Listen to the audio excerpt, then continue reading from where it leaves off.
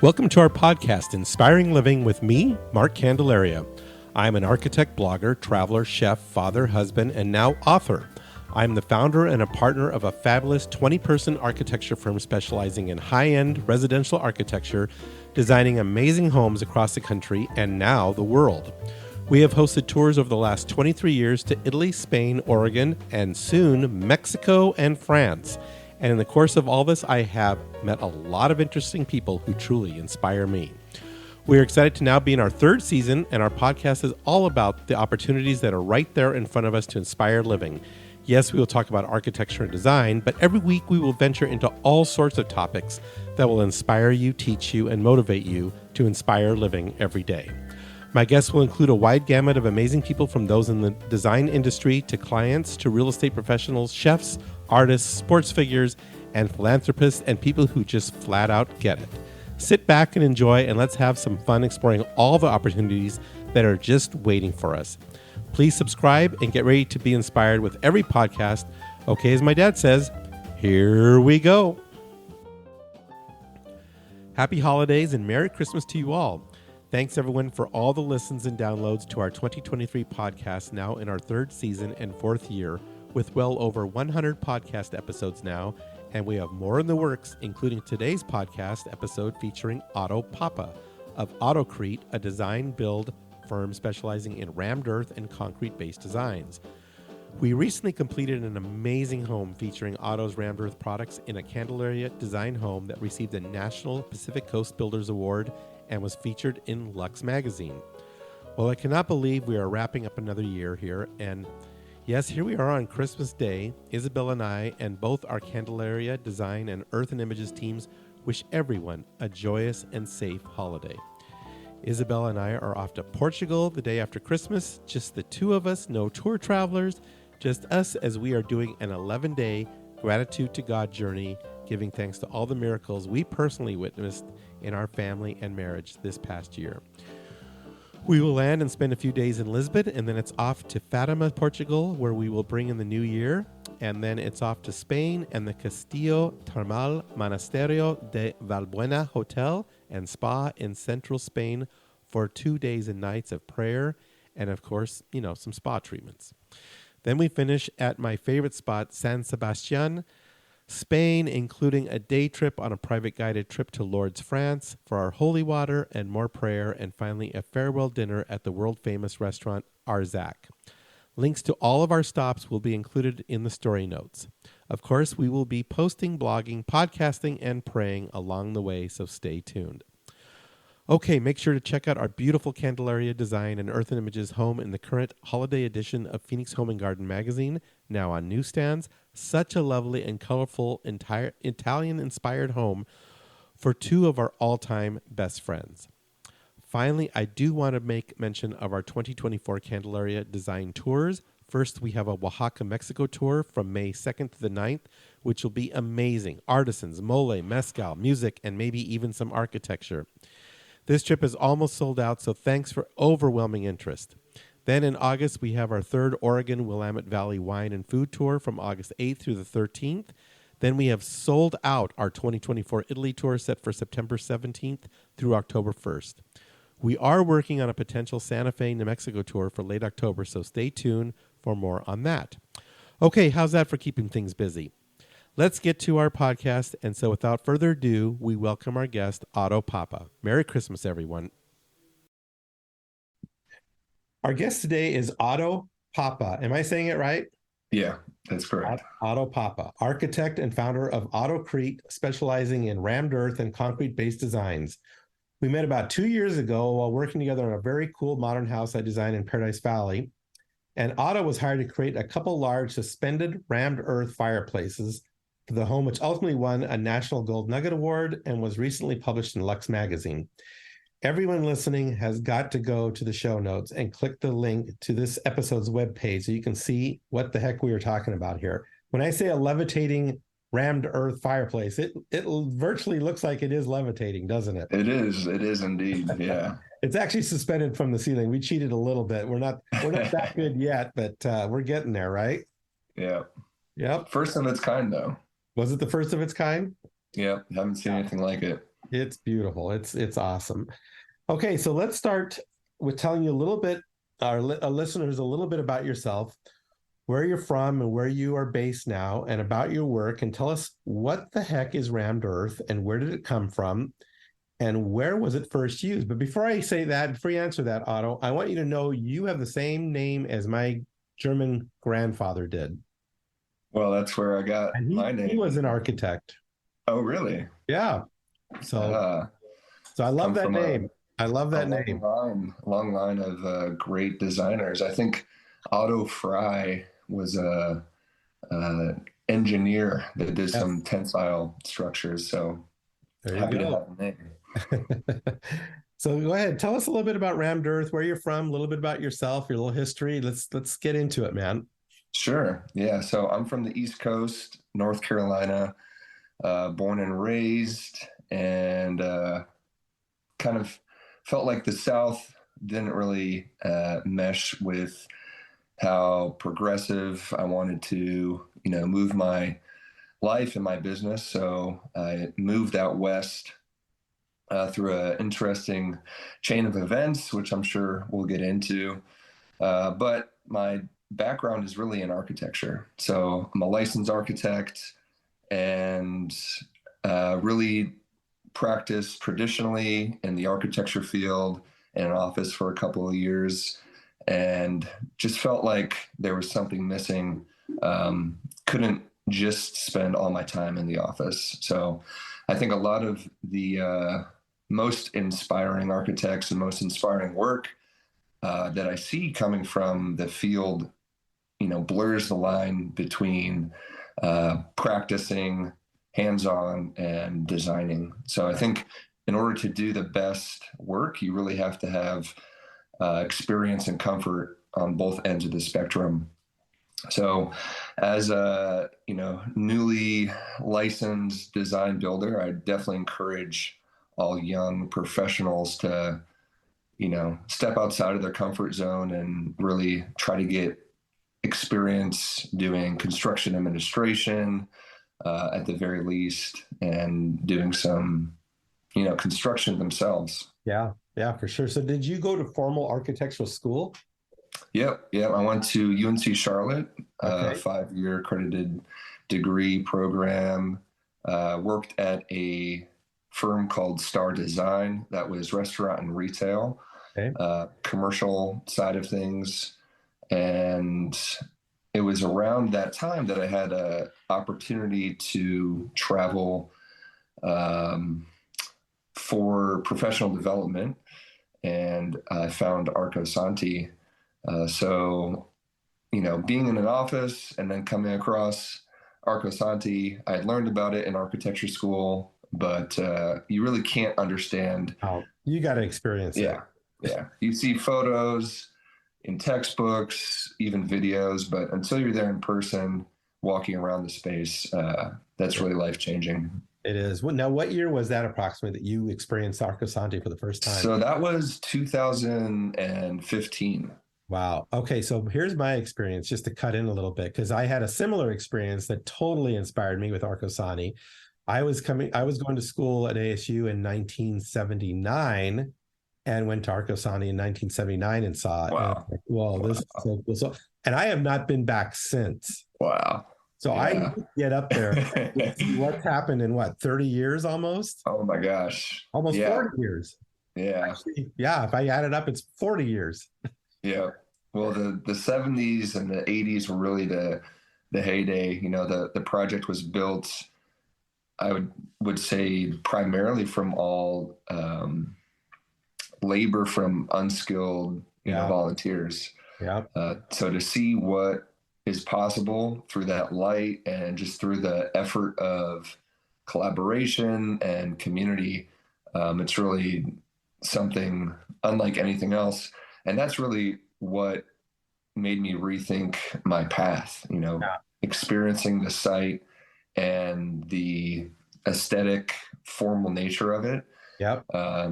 Living in suburbia or even in a metropolitan area is nice. We have all the amenities, but I really miss the connection to nature.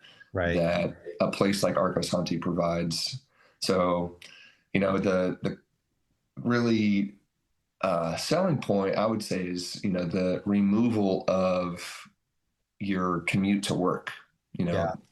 Today, and because of COVID, I think we have experience of the work from home kind of mentality. But that wasn't always the case. So to be able to live and work in the same space, not have to spend 30 to, an hour of commuting every day, Right. really essentially brings back, extra hour into your daily practice. So to have, a community that is of like-minded people, all participating and working towards the same goal, Yep. and, to be enveloped by such a beautiful site. Yeah. It really sealed the deal. Yeah, well, that's cool. So that was what you said, 1985? 85 was, I would say, where the majority of construction was really, deep and a lot of people on site. Yeah. And then when were you there? What year was it again? 2015. 2015. That's right. Okay. So not that long ago. No. In relative terms. Right. So I was there briefly for a workshop and met and worked with the planning department. Yep. And from there, they actually invited me back, and I kind of took over the position of planning manager and helped with construction development, master planning, really the whole gambit of architectural practice. Yeah, that's good. Right now, the nonprofit that operates the site is focusing less on construction, but as a new architect, I was actually pursuing licensure while I was there. Okay. So to be licensed in that environment and to have so many avenues to pursue and experiment, really, Right. It was probably the best 3-4 years of my life while I was out there. That's cool. So is that where you discovered rammed earth? It is, yeah. Okay. It being in the Southwest, there's already a strong culture of rammed earth out here. Also on site, they did a lot of earth casting. So, finding new ways of using less concrete, using less, construction material, and just being kind of avant-garde with the means of construction. Actually came across Quentin Branch, who many of your listeners, if they're familiar with rammed earth in the Southwest, probably recognize his name. I would say the oldest practicing in Arizona, and he's still at it today. So it's really cool to see. I think he's in his 80s now, still ramming away. There you go. So for our listeners who don't know what rammed earth is, tell us now about rammed earth. Sure.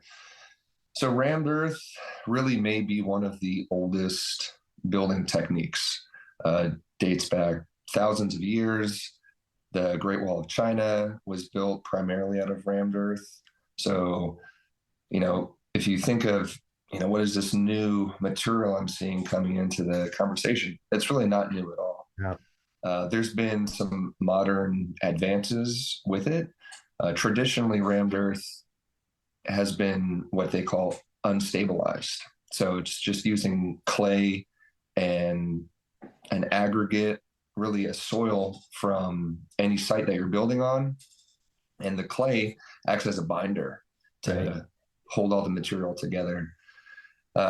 In today's, more restrictive, code enforcement, a lot of the builders are using cement as a stabilizer and not just clay. The code actually allows for unstabilized, but especially when we're going multiple stories, there are limitations in what clay can do. Right. So And a lot of people that I know, and the term I was always familiar with prior to hearing about rammed earth was adobe. Okay. Is that right, the same? Is it different? Tell us. Adobe's primarily the same. I would say rammed earth has a much higher rock content, Okay. whereas Adobe doesn't have any. Adobe sometimes uses, Straw. straw Yeah. as a Reinforcing. reinforcement. Yep. But rammed earth is really a compressive material, and the best compressive material that we find in nature is a rock. Yeah. So usually unstabilized rammed earth is somewhere around 60% rock in the ideal sense. So you take that soil from site. Sometimes it's perfect. Sometimes it has to be amended a little bit with sand. Yep. And you build up pretty much a box. So pieces of plywood on each side, and either by hand or with a pneumatic tamper, you take that soil and kind of compact it into the box. Once you reach the top, the traditional sense is what's called slip forming. So you slide the form that you used on the bottom up a lift, and you basically continue, as high as you need to go. Yeah. And that's rammed earth 101. There you go. And that's what you learned at Arcosani. So you were exposed to it there for the first time. Exposed to it there for the first time, working with Quentin Branch. Also an amazing, really, again, one of those things that you just have to, take on and get experience with it than just reading about it in a book. Yeah, that's cool. So you mentioned to me the story about how your interest in concrete was first sparked in church as a child and then later reignited at Arcosani, which you talked about. Tell us about this whole thing about you being interested in this first sparked in church. Right. So I was asked years ago a similar question, kind of where did my interest in concrete come from? And, upon recalling, I have this very distinct memory of, waiting in church along the aisles and, daydreaming as a young child does in church. I still do in the church sometimes too. So. Yeah. I mean, that's kind of, I think the point is kind of a lot of time for reflection. Exactly. So strangely enough, the church had these massive sandblasted concrete columns. It was pretty brutalist in nature for being a contemporary church. And I just remember kind of tracing my fingers inside of all of the, voids and pockets of those concrete columns. And that's really what stuck with me. It's the tactile nature of that experience. And that kind of imprinted itself deeper into my memory. So those, pieces of dust flaking off really, I think, is a nod to, humankind's connection to material and its grounding impact. So many times, being in the concrete industry, whether it's a super smooth concrete countertop or, it's a piece of marble on the wall, immediately when people see something, they want to touch it. And it's that way. Yeah, it's that type of connection that I think creates this bond, between the material and the person, and really creates a memory. Yeah. So that moment, deeply seated in my subconscious, I think can be easily projected into the concrete forms at Arcosanti. Not super refined, they were imperfect in every sense of the word, but it's those imperfections that give it the character that make it stand out. Yeah, I totally agree with you. I always try to instill that thinking, not to be forgiving to my tradespeople, but just to my clients to say, nothing is perfect in life, and just accept the imperfection and embrace it and kind of Right. love it. And that's what gives it its unique character and the sense that it was made by man, not perfectly Exactly. by a machine. Exactly. And so, as people age, they're not perfect. I mean, nothing's perfect. So it's like, Right. I think the more we just kind of accept that as a society and just our way of thinking, it sure puts a lot of ease into your life, I think, when you don't that total Right. perfection, right? Yeah. Just understanding that, this as a material, as a process, is human made. Yeah. And especially with the fireplace we did at your house there. Well, it's human made, but it's also from Earth. So that's what I love. Right. It's what you're alluding to, Exactly. is this connection to the Earth, and where Right. we all come from. And here it is in a built form, built by Right. man, but made virtually from the Earth. And to me, that's Exactly. the most coolest thing about that material. Yeah. That's what stirs me up. And then, like you say, the tactile part and the visual part, and it's just such a great connection to our existence. Mhm.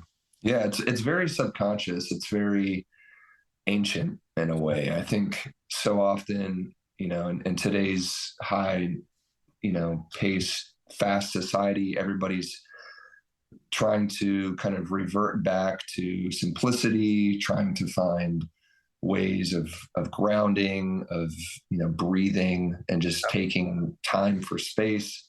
I think the very nature of rammed earth in a project provides that sense of grounding and kind of distant reflection.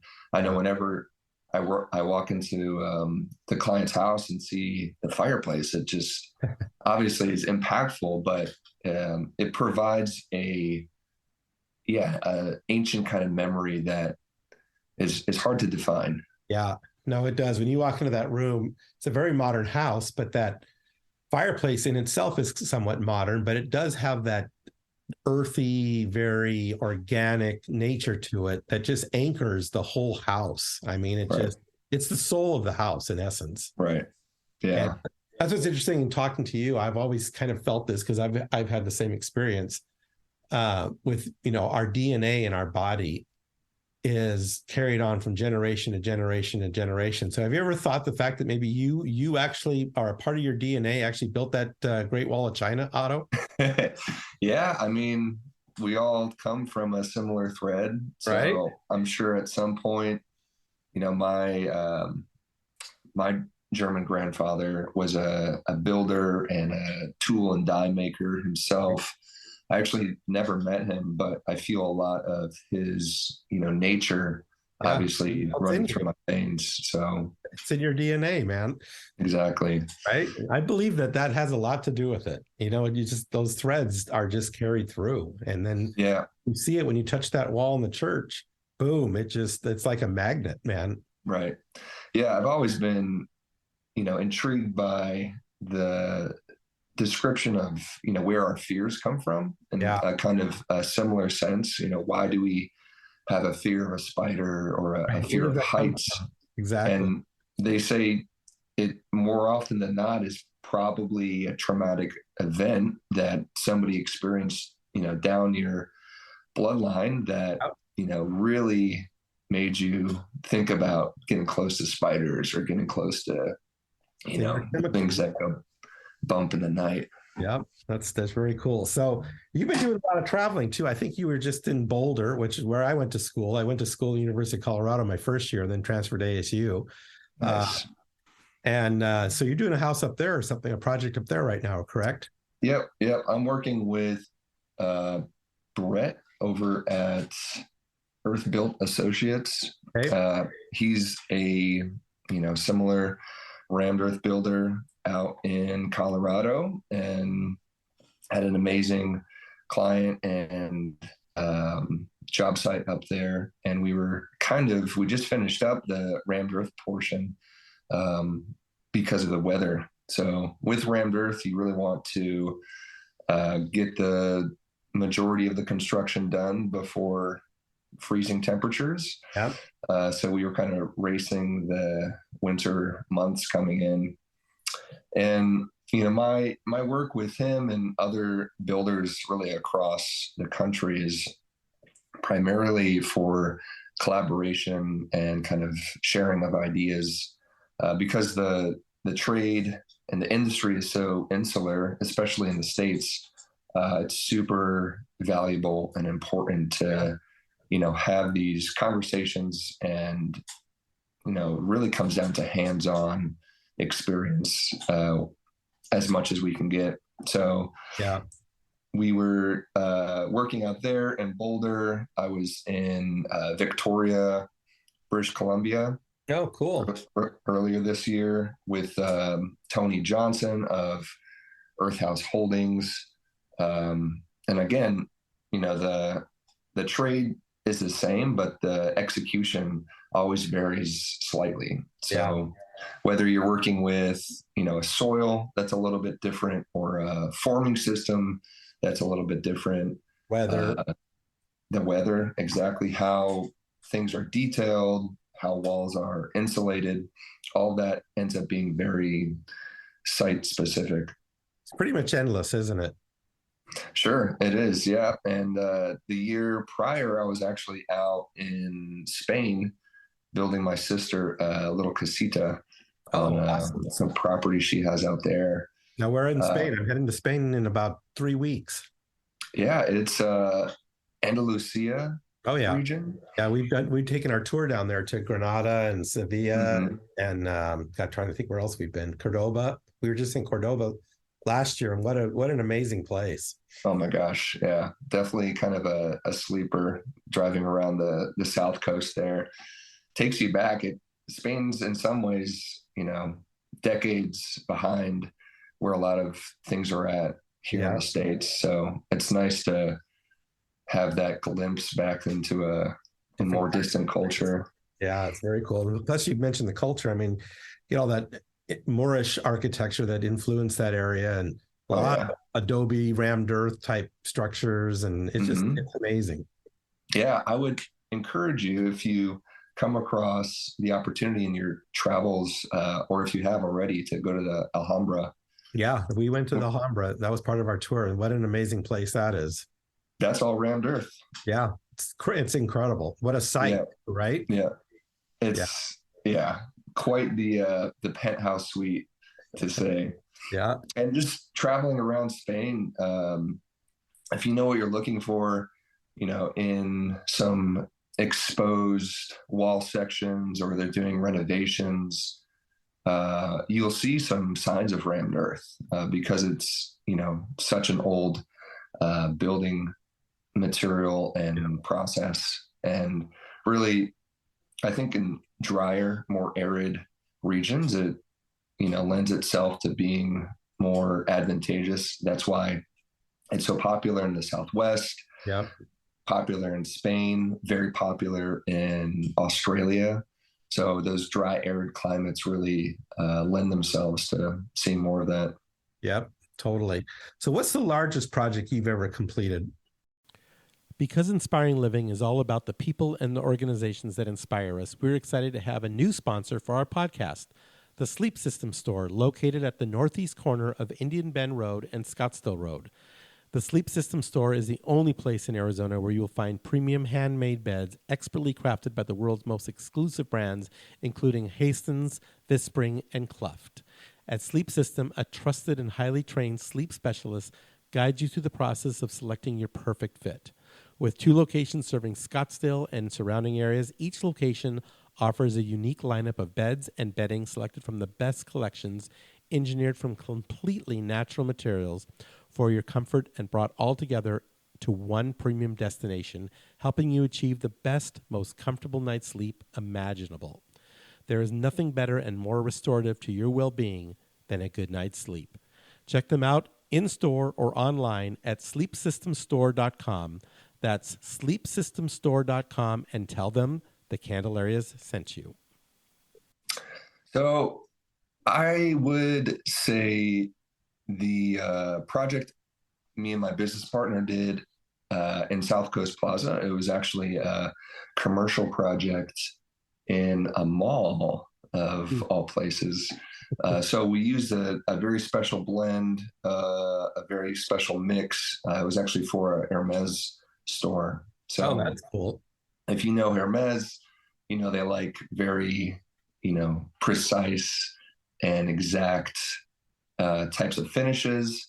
My business partner, Joseph Cricket of Woodcast Designs, actually worked with their, brand ambassador to develop colors for that project specifically that had a really specific gradient to them that were, kind of intrinsic to the area, the South Coast beach vibe in Orange County. And we did 3 massive walls, and they had to be, absolutely perfect.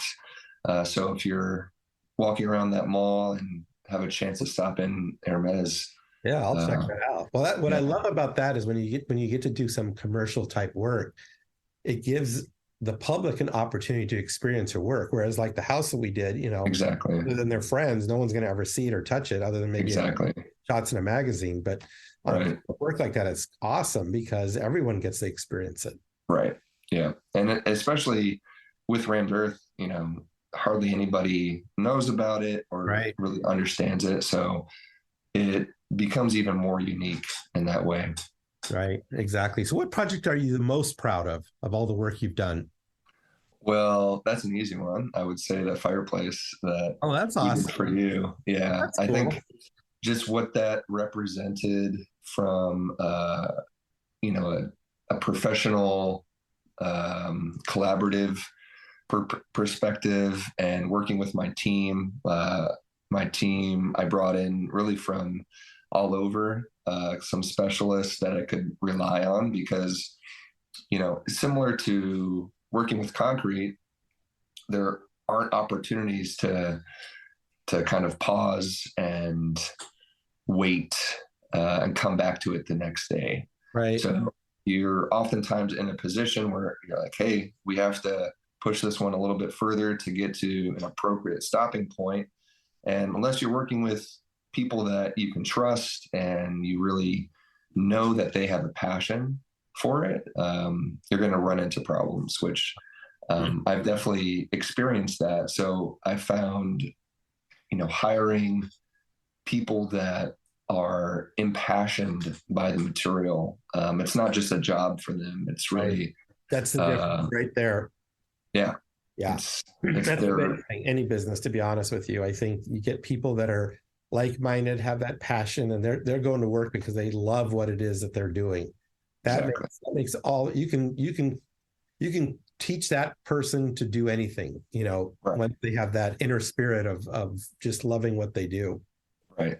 Yeah, that'll take you, further than any other reason. It doesn't matter what you're getting paid. It doesn't matter where you're at. It matters what you're doing. And, that's why I'm in the trade that I'm in, is because Rammed Earth, like I was saying, is such a magical kind of grounding material that I wake up every day and get to play in the dirt and, be an architect at the same time. So that's cool. Yeah, it's ideal. I just referred you to a new project with Tim McCormick. I'm hoping that T-Mac will bring you on a project we got going. So I'm putting it out there. I'm putting his name out there. I'm going to manifest this thing. I'm really good at that. I appreciate it. So, we can manifest it together. Yeah. So I'm looking forward to some more collaborations in that regard. What's some of your thoughts on collaborating within the trade? I mean, is it being very well received? Are people excited about it? Is just, again, more people just need to know about it? Or what are you seeing out there? Yeah, I think my job, I would say 90% of the time, is education, educating the client, educating other architects, educating builders, really continuing the conversation that obviously has been started, but providing, real life experience, boots on the ground, and the passion. So what's nice about the natural building community and earth builders in general, in my experience, is, everyone that I've met has been so like-minded. I see distant versions of myself and them, from, general personability to drive and passion. I mean, Brett in Colorado, Tony, I have another friend, Ray, in Tucson. There are a few people that I've met and had conversations with that have the same kind of cadence and just relaxed kind of attitude. And You're grounded. That's what it is. Yeah, Grounded, literally. I really think so. I think it's working with the material, just requires a certain sensibility. Yeah. So it's been nice to sometimes, hit up some of these builders in a cold calling sense, and often, be invited with open arms. And, now we're brothers after working together, because the type of hours and labor that go into rammed earth are probably, one of the most laborious trades that there are. So it really brings a bond between me and my crew, between me and other builders. And I think it's the most important thing, not only for rammed earth. Collaboration brings about a kind of higher level of performance, because you can raise the tide for everybody.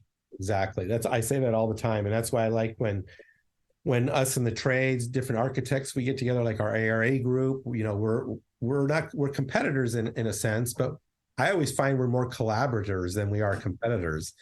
And it's like you said, all boats rise. We're all trying to make it ourselves better. And I think that's what I think is really unique about the Phoenix market and the Phoenix design community is this is a very collaborative environment and culture.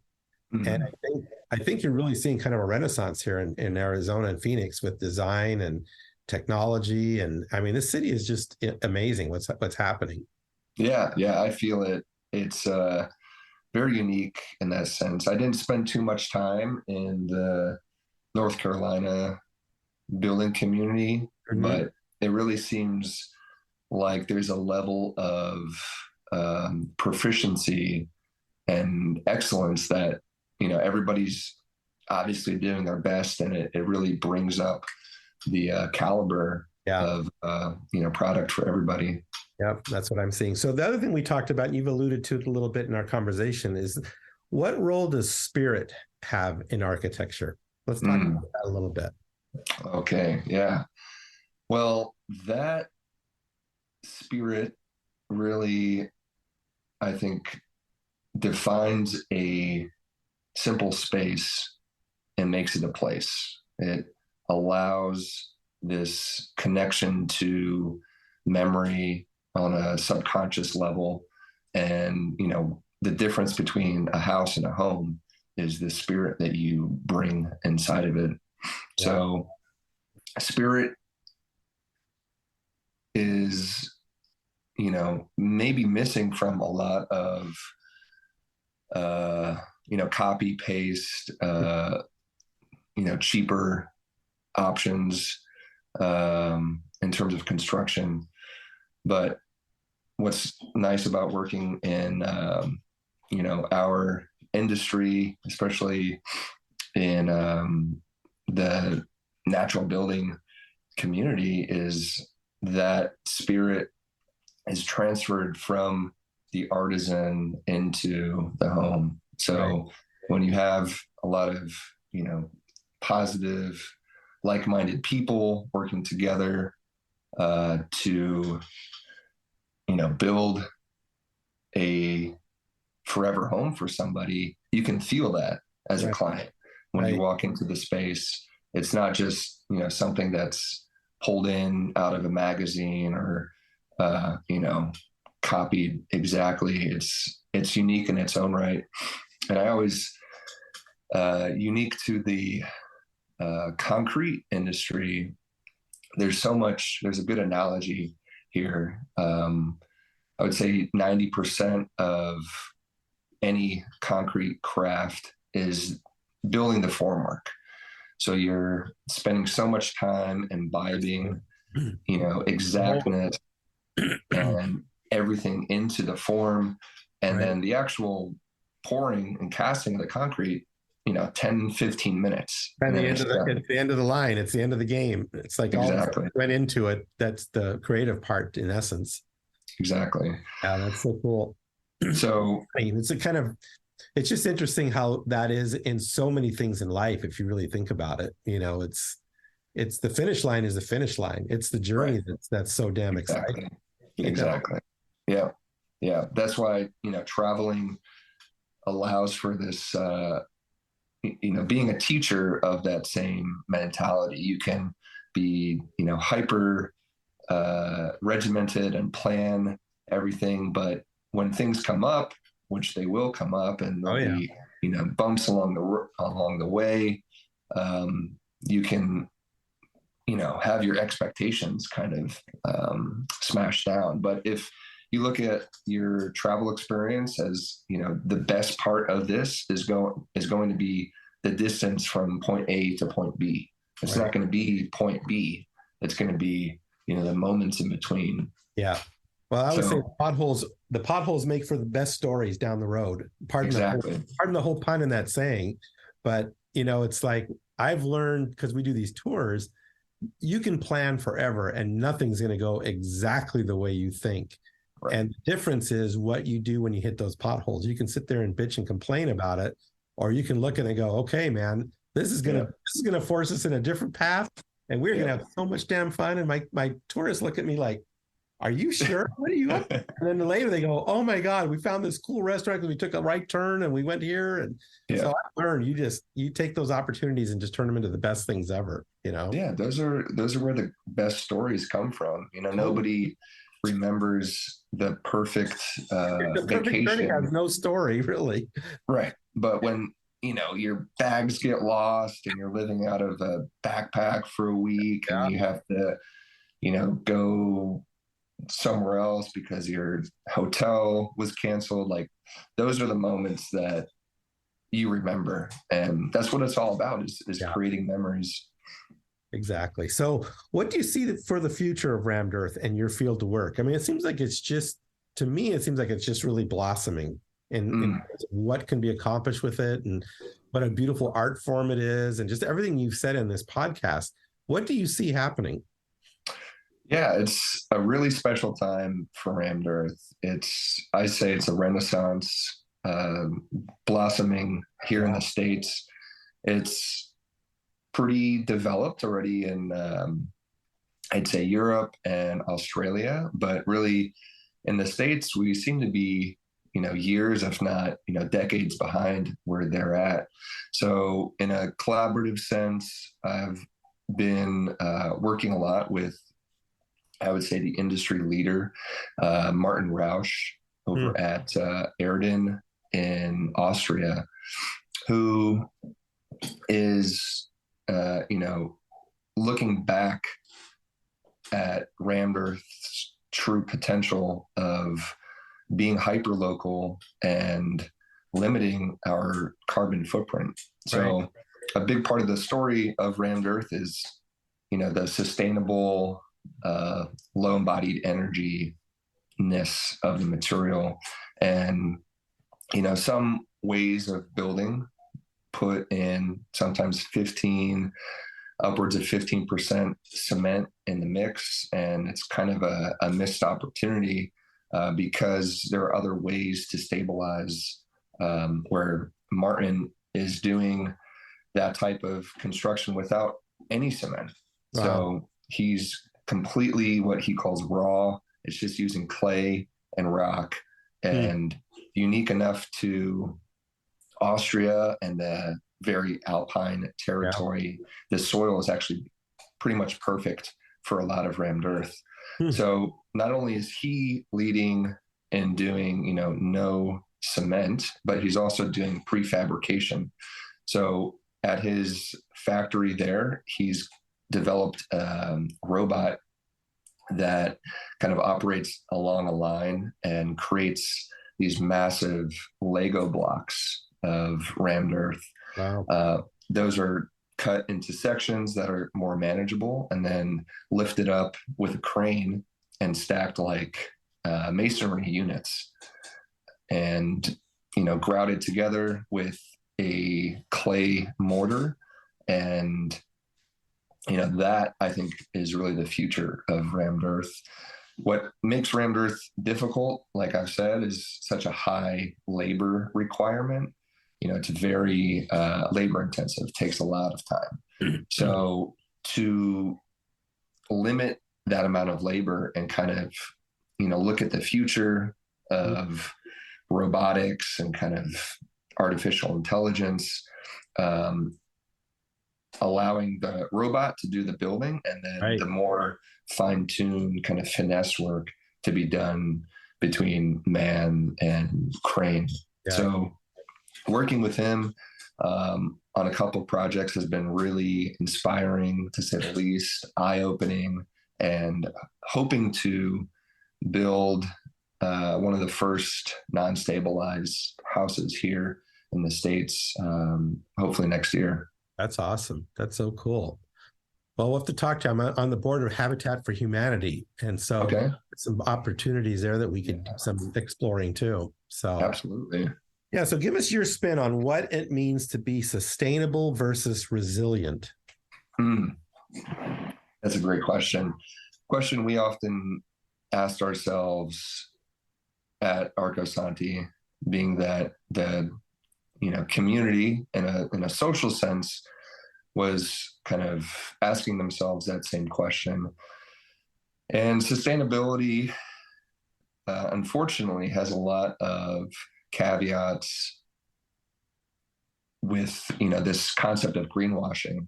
So, there are ways that you can meet LEED certification just by buying points, essentially, and you're really not doing the real justice that the real industry needs.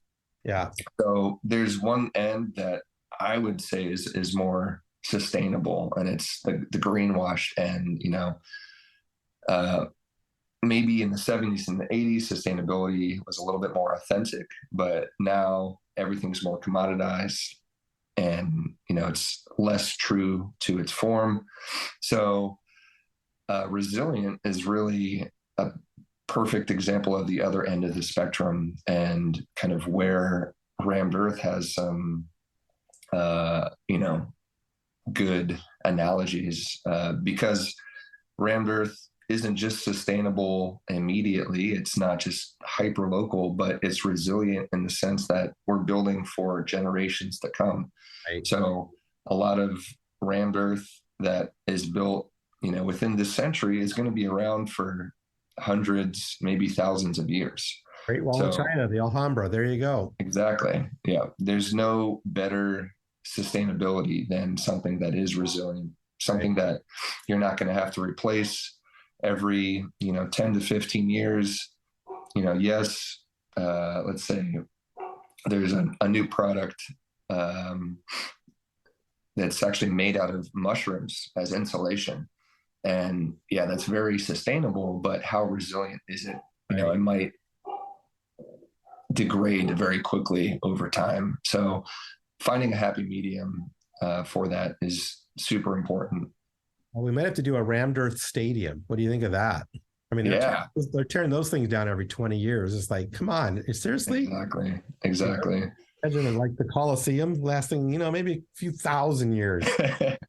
That's what I'd like to, use the Coliseum as a good example for, rammed earth construction. And that's what I tell my clients. You're not just building our conventional understanding of a home that's going to be, 50, 70 years if you're lucky. This is, something that your family can inherit for generations to come. And I think that way of thinking is really the direction that we need to be heading in, to limit our overall, impact on the earth.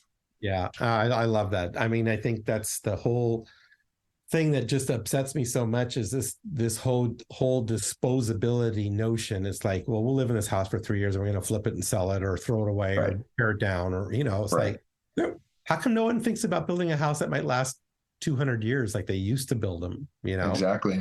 Yep. Down the family, like you said, legacy homes.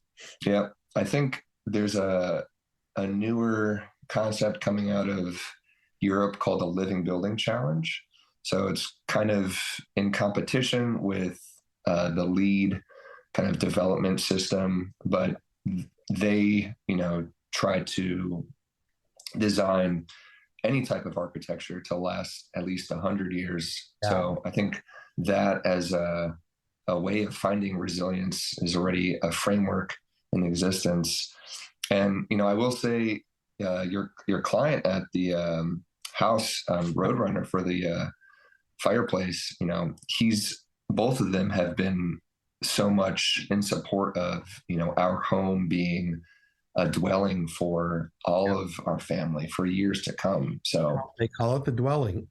Yeah, he has really embodied that kind of resilience, and it's, I think, probably unique where a family is saying, hey, this is our forever home. It's not just a home, it's like the dwelling that everybody's going to come. So I really they get it, they understand it. I just wish more people would take that frame of thinking, because I think it's the right answer. I mean, it's what we got to do is make things last forever. Yeah. So more rammed earth. Rammed Earth will do it. The Earth's been here a long time. So how can education promote a higher caliber of quality in your craft? And what are your thoughts on training by apprenticeship versus formal college education? Are they teaching Rammed Earth in college university?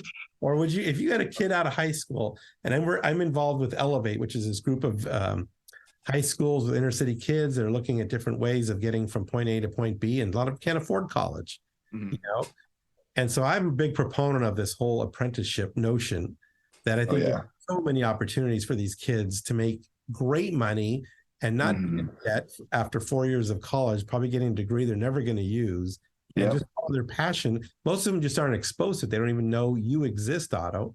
And so what I like to do is just connect some of these kids with what you're doing and get them out there for a day, and 100%. just, virtually what you did in that church is experience it and get them excited. And who knows, you might have a whole army of laborers that are ready to go. Yeah, absolutely. What's your thoughts on that?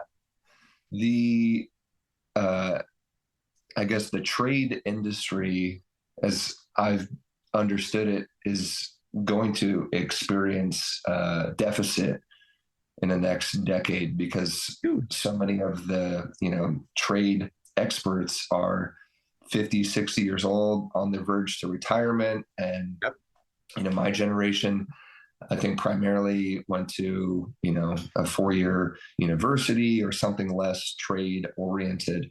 So we're not feeling it now per se, but it's definitely going to become a problem very soon. And some of that might be able to be kind of stifled by people entering into the trades now. And I'm probably the biggest proponent of that.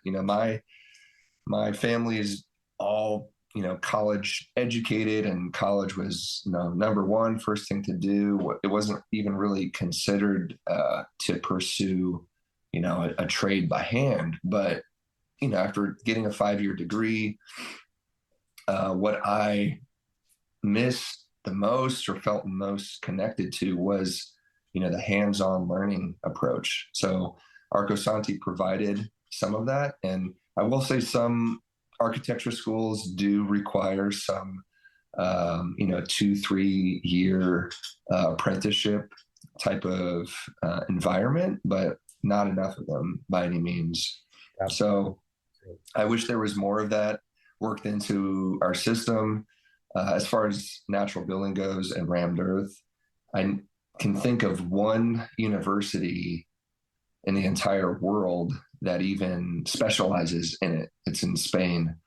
I think it's only taught in Spanish. So that's kind of the that's it, database for people to pull from. Yeah. Well, there's you now. So we're glad you're here. That's for darn sure. Thanks. Yeah. So Glad to being be an here. architect and designer requires a lot of creativity. Where do you find your inspiration? You've alluded to travel. That's probably one of my best ones for design. But what practices, what helps you stay creative? Yeah, I would again just underline travel. I think from a cultural sense, the more that we can be exposed to differing ideas that are challenging our own is the best way for us to learn and to think outside the box. So architecture in the States, I think all has a general likeliness to it. Right. And it's not until you go to, Asia or Africa or South America where you're like, hey, Yeah. there's completely different ways of doing this.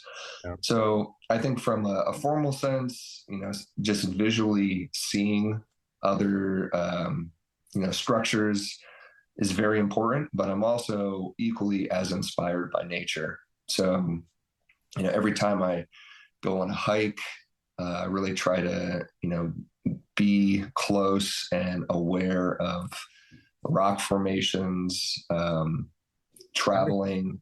Yep. Traveling, I'm oftentimes, videotaping the sides of mountains, driving by, just seeing how expressive they are in their own right. So I've previously been very inspired by just natural rock formations, being a rock hound and actually collecting different types of minerals and crystals. You're in the right state for all that, right? Yeah, exactly. So, having amazing trails basically in my backyard in the state really provides infinite inspiration for me. So between travel and hiking, I don't need much else. There you go. That'll do it for sure. I agree. Well, it's been so great talking to you, and I'm really glad you gave all of us a little bigger glimpse of what Rammed Earth is all about. Yeah, my pleasure. Where's the best way for our listeners to find and connect with you on social media and your website? Give us those if you could. Sure. Yep. So social media, I'm really only available on Instagram at Autocrete. That's OTTO Crete, like concrete. Mm-hmm. And same thing for the web, autocrete.com. Perfect. And yeah, if you have any ideas of mine, you can hit me up on Instagram or shoot me an email. And what's nice about the initial stages of any project development is sample creation. So we can get super specific and custom with, matching what the client has in mind. And that's really the beauty behind that project that we did together was, matching actually a travertine color sample that the client had picked out. And, the opportunities are endless. Pretty much endless, isn't it? Yeah, that's what I always say. Well, thank you so much for joining us today, Otto. This was great. Thank you, Mark. Love your work. I'm a huge fan, and I can't wait to do more with you, my friend. Well, I love your work, and I appreciate the opportunity, and I'm looking forward to the next one. All right, let's do it. Thank you. Happy holidays. Yep, you too. Thank you, Otto. Great job, and thanks for your inspiring story about your amazing product, Rammed Earth. I have a number of projects on the boards right now ready to use more of your artistry, and I am really looking forward to our collaborations to come. Okay, we have some great podcast episodes coming to you in the weeks ahead, so stay tuned. Thanks for your continued listening. Thank you also for the ratings and reviews. Please give us a rating and review as it really helps promote our podcast. Let me know that you did, and I will send you a signed copy of my book, Mark Candelaria Homes. We do our best to inspire living in everything we do, from our podcast to our cooking classes, our book, our tours, and of course, our Candelaria Design Homes. Okay, have a great week, everyone. Stay safe, happy holidays, and let's all live our lives with love, compassion, grace, and positivity. Stay tuned over the holidays for our podcasts from Europe. Thanks for the listen, and we look forward to connecting again real soon. Because Inspiring Living is all about the people and the organizations that inspire us, we are excited to have Monogram Appliances as one of our sponsors.